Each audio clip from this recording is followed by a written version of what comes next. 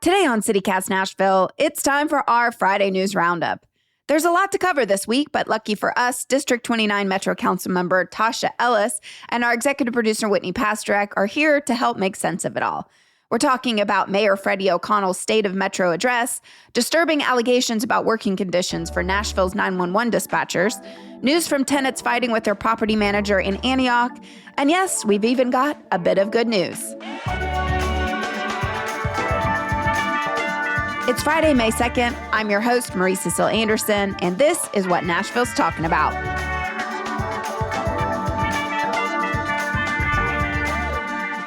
Yesterday, Mayor O'Connell delivered his State of Metro address, which outlined his major priorities for Nashville's next fiscal year. I was happy to hear more about Dolly Parton's new early literacy program, Begin Bright, which is partnering with the Nashville Public Library to send a little library of books to every child care center in Nashville. What would this city do without Dolly Parton? Dolly Parton? I do not know. And we're not going to even get into her new hotel that she's building, but that's beside the point. Tasha. Yes, Dolly for president. Dolly for president. I know. And there you have it, folks. Thank you so much for tuning in. No, Tasha, as a Metro Council member, I'd love to hear your take. I know you have thoughts on the management issues at our city's 911 office, and we'll get into that in just a minute. But how did you feel about this speech? Did it reflect the needs you're hearing from your constituents? I would have to say I give the mayor a B+. Oh, right? Okay. I can tell that he believes in his beliefs and he's passionate about the folks of Nashville staying here. But I wanted him to be a little bit more bolder, right? And express a passionate desire to pay our Metro workers fairly and at the rate that they deserve. That's what I was hoping for. He did drop a few gems here in Southeast Nashville. We're getting our new Southeast Police Precinct online mid-September. We could not be happier. Folks out here have been waiting almost 20 years for that. It's interesting to me on the topic of Metro worker raises or cost of living increases. You know, he very much touted the fact that after this most recent reappraisal of properties that we're having to adjust the tax rate, and the tax rate's now going down to something like 2.8%, which is like the lowest of ever since 1972. But then he mentioned elsewhere in the speech that people are going to have to pay more for things. And in the light of that absence of information about raises for Metro workers, that stood out to me. Yeah, it was a little sort of mind twisting for me. Like the math wasn't mathing, as the kids say. And then in the press release, it said that, you know, this budget reflects the end of federal COVID aid, which sends off a red alarm for me as well. But I have to tell you, just going back to the speech and the folks that he was shouting out, my heart, you know, sank when he thanked the 911 Center Director, Steve Martini.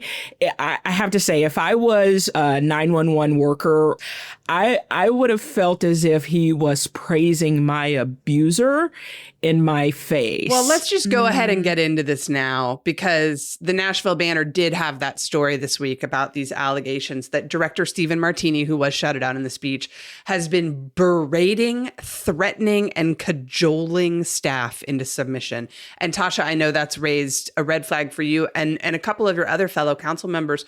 What action are you calling for, and what have you learned beyond even maybe that story? Thank you for asking that. That is definitely at the top of my list of priorities. When they first came to us, I was alarmed by what I was hearing. You know, I mean, these are the people that talk to folks on their worst days on a daily basis. And to know that they are being sort of pressured, you know, not in the best of working conditions, ready to serve the public, was something that broke my heart. Really. We received the email early February from an anonymous group of 911 workers. They had been reaching out, they said, to SEIU. They had been reaching out to the central HR, and they're not being heard. in March, two of them wanted to come anonymously in front of the Women's Caucus and express in person some of the working conditions that they were under. And then we went, sort of like the, trust but verify. So some of us of the Women's Caucus went to the 911 dispatch center and talked to some of the workers there.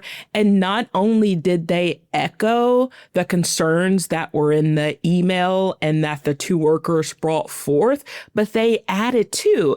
I mean, imagine this, guys. These workers feel like they have, and I say feel like they have because when Martini was questioned before the Women's Caucus, he denied that it was a requirement. But just imagine if you called 911, that dispatcher, in order for them to meet their metrics, they're only supposed to stay on that phone for like 3 minutes and 30 seconds. What if you need to talk to them for longer than that? They have a little cushion. So if it goes over 5 minutes, guess what? They have to flag that call for their supervisor and write a quick explanation as to why that call went over. I'm so thankful for the workers that came forth because they are being brave. They have said that they are not following that 5-minute limit. And these are folks that have been there for, 20, 25 years. And so they pretty much were coming to us as saying, hey, we're pressing the alarm button. This is what's going on. You guys need to come in, correct the situation, do a little bit of oversight, ask the mayor to put on his managerial lens and fix the situation because these metrics that we're being held to, these standards that are being put in place, the lack of training are putting the lives of Nashvillians at risk. And so that's why for me, my immediate response was to file a resolution asking for the mayor to do an independent investigation because there's nothing more that I need to be told to understand the severity of the situation. The banner says that you made some pointed remarks specifically to Chief Operations Officer Kristen Wilson, who is somebody in Metro who a lot of folks at home might not even know exists. Why did you target your remarks towards her specifically?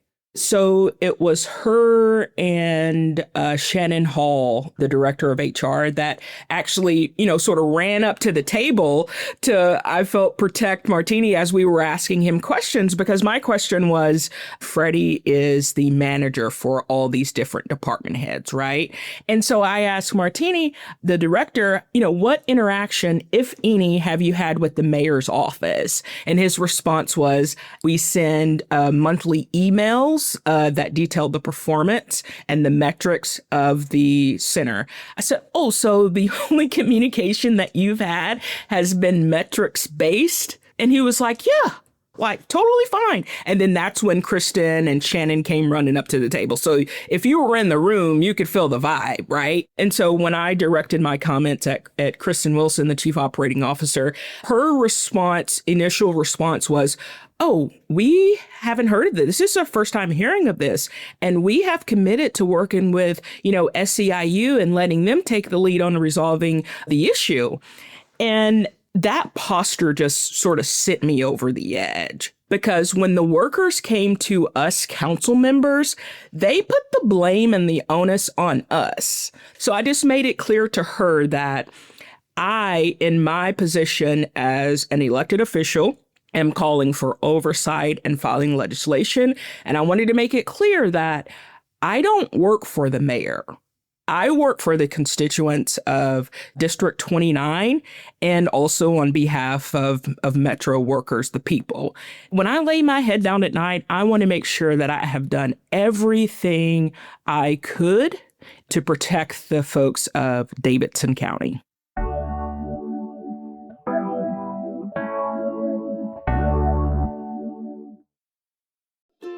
You know what wins Mother's Day every single time? A thoughtful gift that makes your mama cry, but in a good way. That's why this year I'm giving my mom the Aura digital frame fully preloaded with all those perfectly imperfect photos that only a mother could love. We're talking grainy vacation pics, childhood birthday parties, random selfies from group chats, and even 30-second videos. Aura makes it so easy. You just plug it in, use the app, and boom, instant slideshow.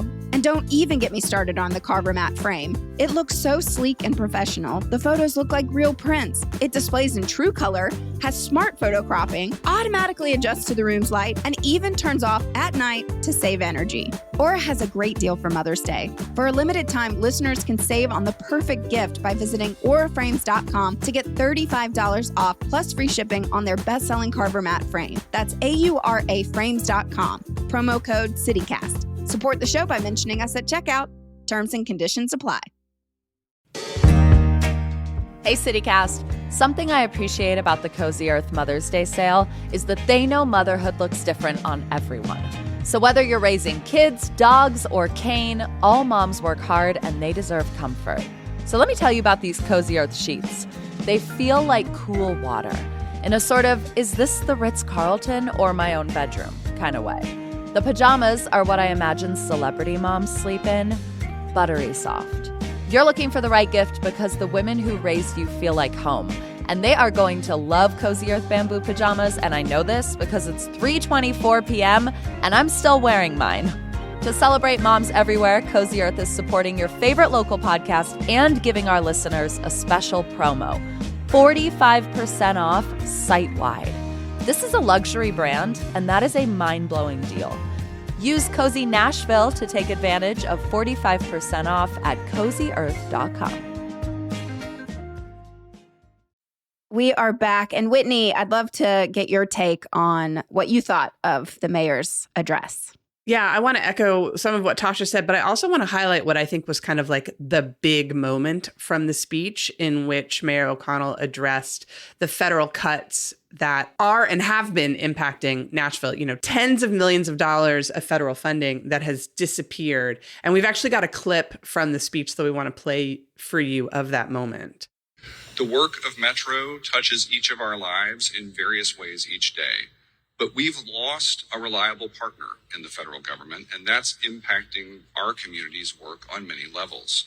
Estimates reveal nearly 400 Nashville nonprofits are at risk of losing funding to the tune of $1.5 billion. Vanderbilt University Medical Center has already revealed that they're cutting their budget by as much as $250 million.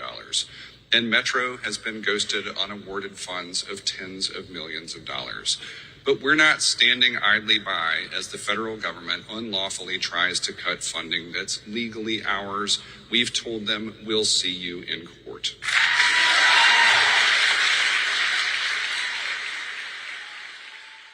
It feels like that was a room waiting for Freddie to... Absolutely. But my question was, given I wasn't in the room because I do also have a full-time job outside of my Metro Council work, but my thing was, what about the folks that are being intimidated by ICE? Right. Yes. Another thing that he kept repeating was safety, safety, safety in all its forms. And we definitely talked about how law enforcement plays into safety. We definitely talked about belonging, this public-private partnership with the Community Foundation of Middle Tennessee to increase a sense of belonging. I don't fully understand what that is. We talked about housing. That's great. But we absolutely did not talk about any efforts from Metro to protect our immigrant neighbors and keep them safe from ICE. Yeah, that's where my sense of wanting a bold mayor comes from.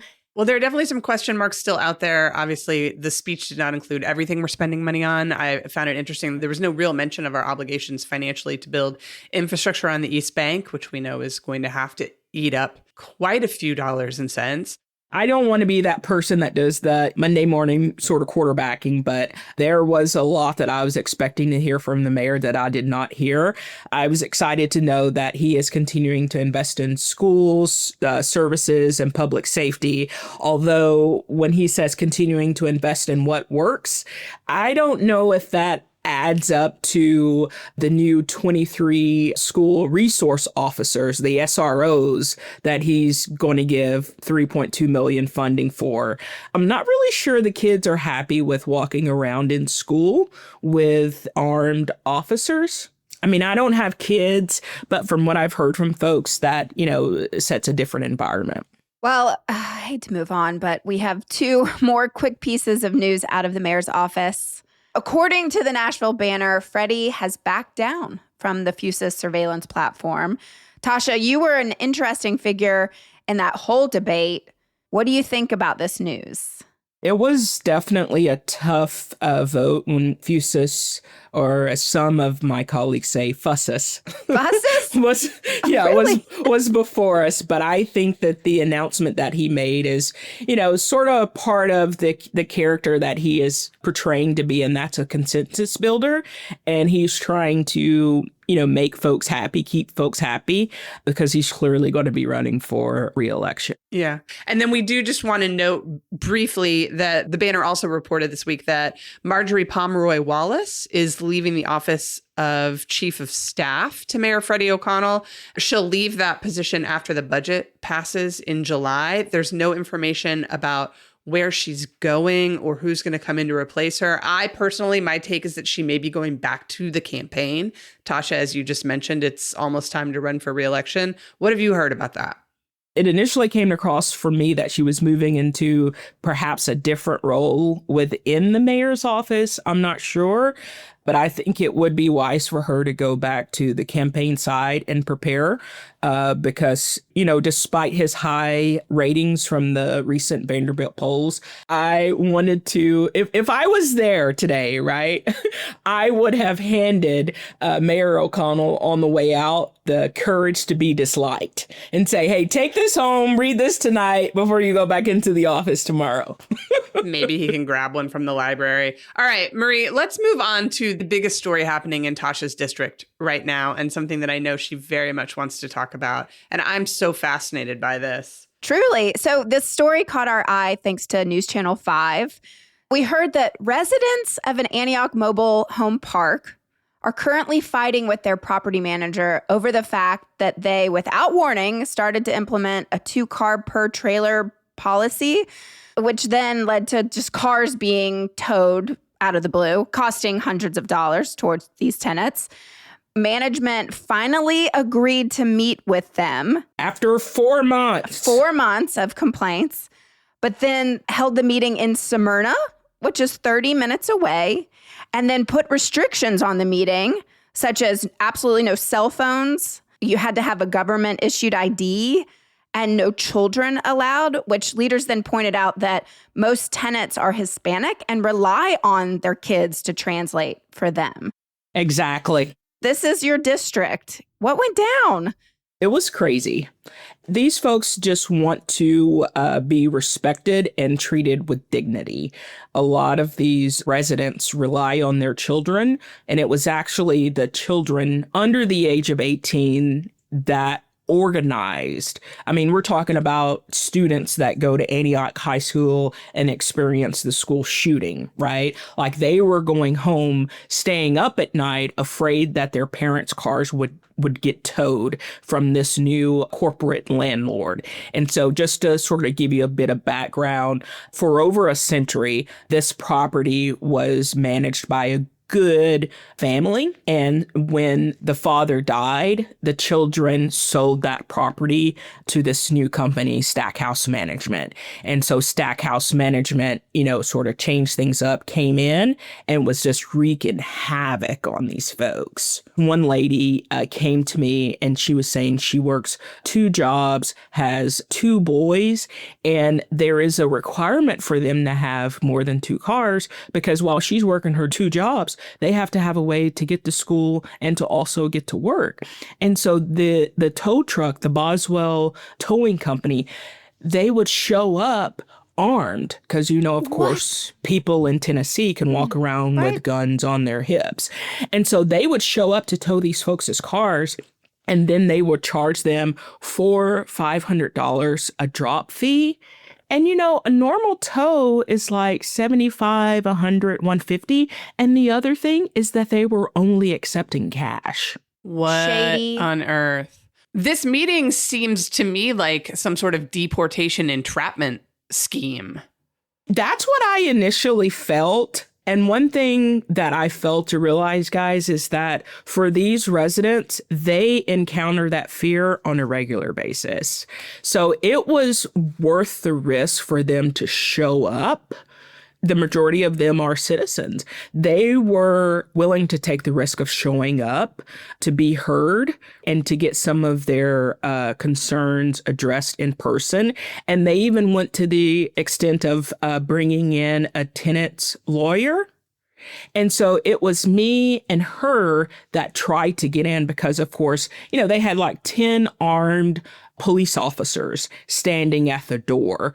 And so I had on my Metro badge, was professionally dressed, had my state ID, and then we had the attorney that was right there beside me. And we come up to the door and the representative tells us, oh no, we're only letting tenants in. And then it sort of devolved from there because I stand on business always. So then they canceled. Because we had News 5, Fox 17, Telemundo. They were also there trying to get in because we wanted to make sure that this was a transparent process. Because mind you, for the last 4 to 5 months, these people have been harassed, treated like they were the scum of the earth. For us to finally get the opportunity to talk with these people, the corporate landlords in person, we showed up prepared. So is there any information about a new meeting being scheduled? They did send a follow-up email after they hurried away under armed protection. They, promised to follow up with a letter outlining the actions and information that they were going to share during the meeting. So we're waiting to see if that happens. But we're also going to work with the Hispanic Bar Association and then, of course, the tenant attorney that they have brought on as well. And if I can just share, I know, Whitney, you have a good rapport with the mayor. Just let him know if you can get word that when it comes to landlords evading responsibility, it's our job as government officials to step in and protect them.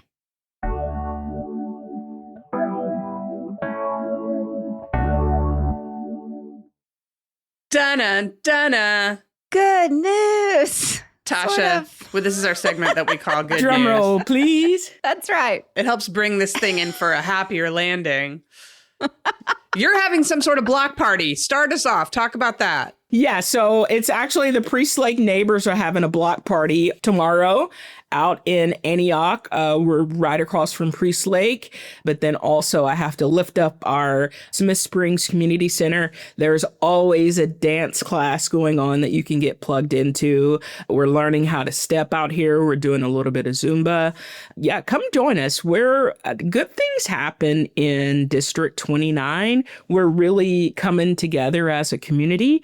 Come check out our vibe. Well, and you've got the lake. So I know a lot of us will be in District 29 for the next several months. So we look forward to celebrating If I can just say, if you do come out to District 29 to the lake during the summer, be sure that you take your litter, your trash with you when you leave. Yes.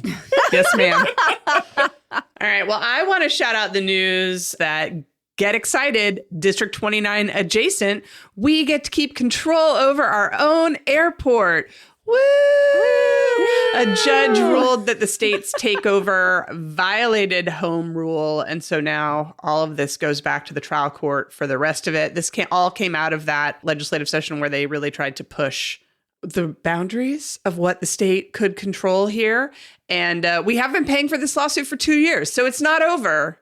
But we do get to keep the airport. Marie, what do you got? Well, this weekend, we also have the Tennessee Craft Fair, which I love. Y'all, it is so fun to go to. And I really do. If you have anyone visiting out of town, bring them. There's food trucks and there's kid activities. It's great for the whole family. It might rain, but that's all right. And then one other thing I just wanted to shout out that caught my eye in the Nashville scene this week is Betsy Phillips' article about this new book festival that's coming to town. Wait, say more. Say more. Oh, Tasha, get ready. So Jenna Bush Hager is coming to town with her Read with Jenna book festival. Guess how much these tickets are? I would bet $35. $35. Nope. Add a couple hundred. Tickets for this book festival are $399 for general admission. VIP Oh my tickets God. are $699. The reason why this article caught my attention is because the fact that we know that the Southern Festival of Books, our coveted, beloved book festival, one of the oldest literary festivals in the South. And so free. Just a very free festival. A free festival that brings 25,000 people to Nashville just lost federal funding because of Trump's federal cuts. Yes, Humanities Tennessee, who organizes the Southern Festival of Books, has lost that $1.2 million. So it's a little bit like Read the Room, Jenna Bush. Read the Room. But we've got Ann Patchett. Ann Patchett has launched a fundraiser. They're encouraging everybody to donate $20 at humanitiestennessee.org/$20. Ann's going to be matching donations up to $10,000. Right on, Ann. And what a gem. She's what a gem. Nashville's own. So hopefully that'll help put a little bit more cash into the coffers of Humanities Tennessee and make sure that our free Southern Festival of Books continues. Sorry, I'm just going to keep saying it's free. It is free. Luckily, we have Dolly Parton and Ann Patchett here. Yeah. One last thing that I'm pumped about. The entertainment lineup for Nashville Pride is out. Who's at the top? Who's the headliner? Kim Petras, who, had that massive duet with Sam Smith, Unholy. And then for old people like me, Linda Perry and 4 Non-Blondes are here to say, hey, hey, yeah. I said, hey. I said, hey. What's going on? It's the CityCast Nashville theme song. Wait, is that free? Pride? Is it free to get in there? No, you have to buy tickets for Pride. Are they as much as Jenna's even? No, they are not $399. Okay, No. good. Okay. Well, one last thing is that we are so proud. Of course, we are presenting sponsors of Fridays by the River. It may rain tonight. Who knows? Last week it was rained out. But just in case it doesn't rain, we'll have rockabilly band Runner of the Woods and the Food from Bad Luck Burger Club, Lady Dogs, Nicolettos, the Mac Shack, and King of Pops. That's amazing. It's so good. You got to come out. Maybe. We've got a lot going on out That's here. fair. That's right. Your block party to start to plan focus for. on that. I'm still trying to get my boots on the ground. Yeah. We got you. All right. Well, y'all keep an eye on East Nashville Beer Works' social media. They'll let you know if I'm glad you caught that, Marie. You have to put Whitney up on that new line dance, please. I love it. Oh, well, this really has been so great. We've been wanting to have you on for a long time. So, Tasha, thanks for joining us. Thank you for having me. And have a great weekend, everybody. And you guys rock, by the way. Thank you. Thank you. Oh, my gosh. I'm blushing.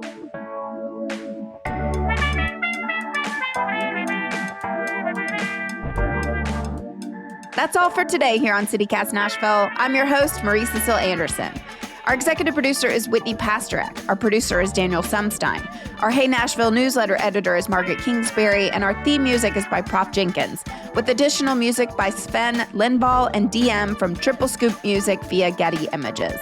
If you enjoyed the show, why not tell your friends? Rate the show, leave us a review, and subscribe to our Hey Nashville newsletter. We'll be back Monday morning with more news from around the city. Toodles!